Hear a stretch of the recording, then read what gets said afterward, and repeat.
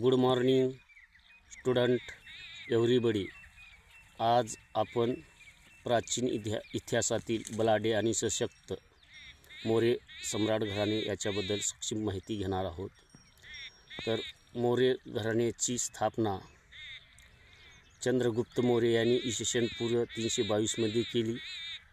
ते बलाढ्य आणि सशक्त न्यायव्यवस्था लोकप्रिय राज्य होतं, साम्राज्य. त्याचा मुलगा बिंदुसार यांनी मौर्य घराण्याचा विस्तार केला. दक्षिणेपर्यंत ते पसरलेलं होतं. त्याच्यानंतर त्याचा मुलगा मौर्य घराण्याचा सर्वात मोठा सम्राट म्हणजे अशोक सम्राट यांनी कलिंग युद्धाच्या नंतर शांतता, अहिंसा, धम्म आणि न्यायव्यवस्था प्रसारित केले.